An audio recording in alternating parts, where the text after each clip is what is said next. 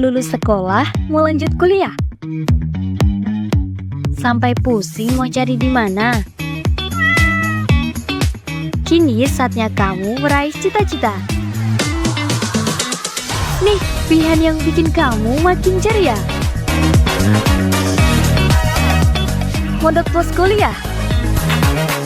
STIA Al Anwar solusinya.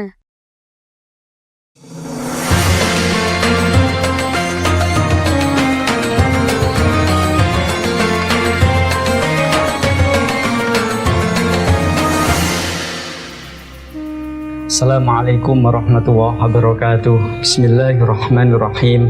Alhamdulillahirabbil alamin wassalatu wassalamu ala sayyidil mursalin wa alihi wa sahbihi ajma'in. Subhanaka la ilma lana illa ma 'allamtana innaka antal alimul hakim wa tub 'alaina innaka antat tawwabur rahim. Para pemirsa dimanapun berada, sahabat taklim rahimakumullah. Alhamdulillah kita dikasih Allah nikmat iman, nikmat Islam, sehat walafiat. Semoga kita kelak wafat dalam keadaan husnul khotimah, dibersamakan kembali di surga Allah bersama Rasulullah Sallallahu Alaihi Wasallam. Para pemirsa sahabat taklim rahimakumullah, pada kajian kali ini saya akan mengkaji mensyukuri nikmat-nikmat Allah Subhanahu Wa Taala, dan bahwa nikmat-nikmat Allah ini besok akan dimintai pertanggungjawaban oleh Allah Subhanahu Wa Taala. Dalam surah Al-Isra jelas sekali, innas sam'a wal basara wal fu'ada kullu ulaika kana anhu mas'ula. Bahwasanya pendengaran, penglihatan, hati, anugerah-anugerah dari Allah ini besok akan dimintai pertanggungjawaban oleh Allah Subhanahu wa taala.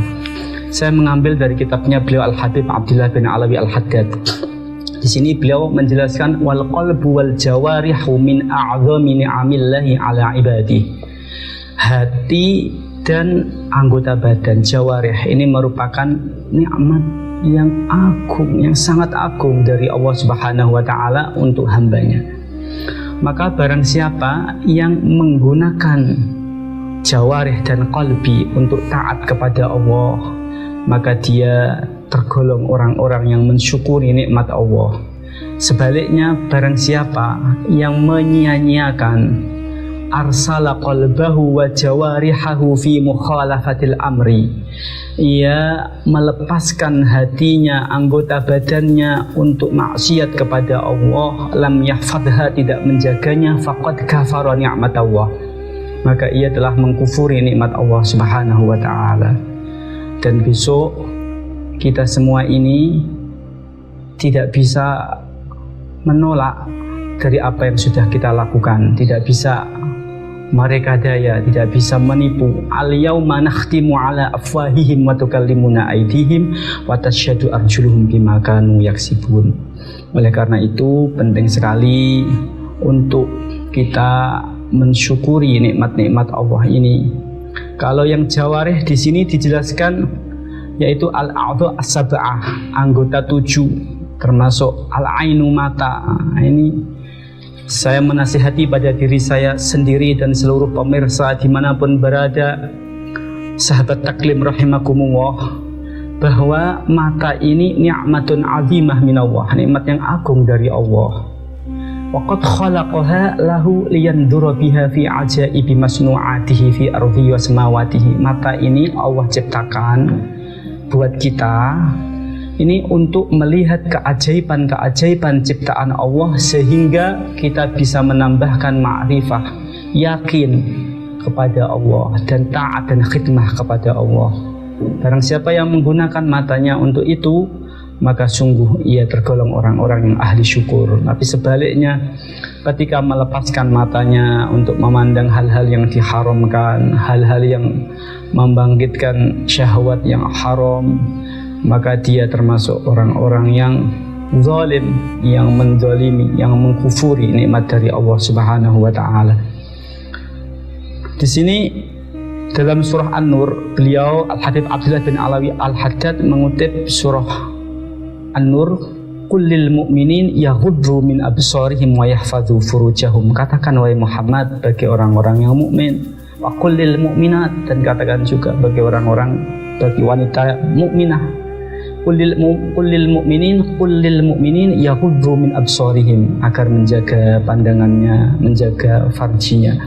Bahkan Rasulullah Shallallahu Alaihi Wasallam mengingatkan kepada kita bahwa siapa yang bisa menjaga pandangannya karena takut kepada Allah, maka niscaya Allah akan memberikan dia halawah, manisnya ibadah kepada Allah Subhanahu wa taala.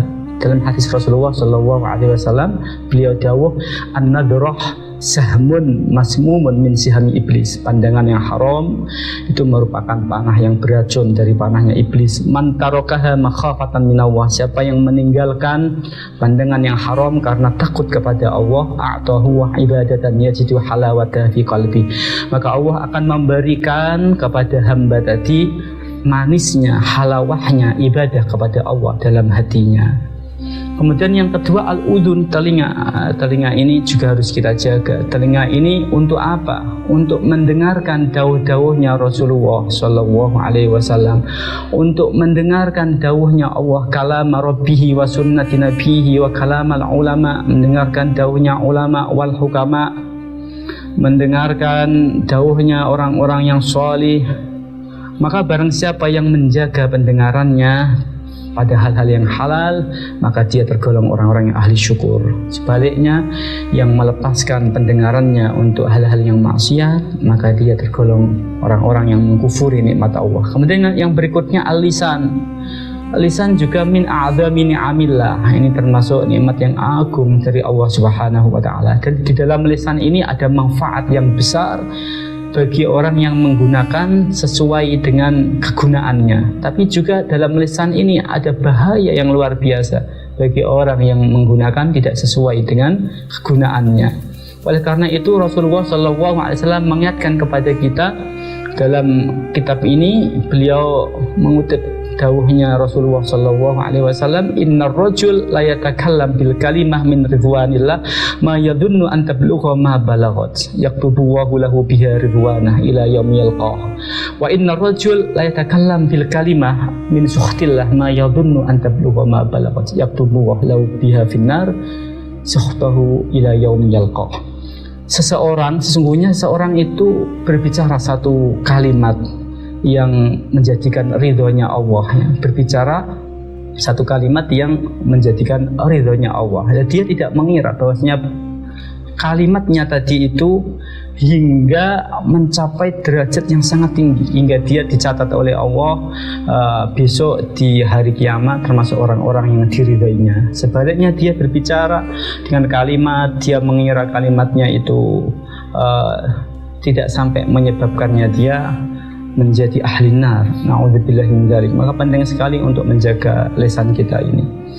Kemudian juga kita di sini dijelaskan termasuk mensyukuri, yaitu dengan cara menjaga perut kita dari hal-hal yang haram, dari hal-hal yang syubhat. Kemudian menjaga farji kita. Farji ini dawuhnya Rasulullah, ya.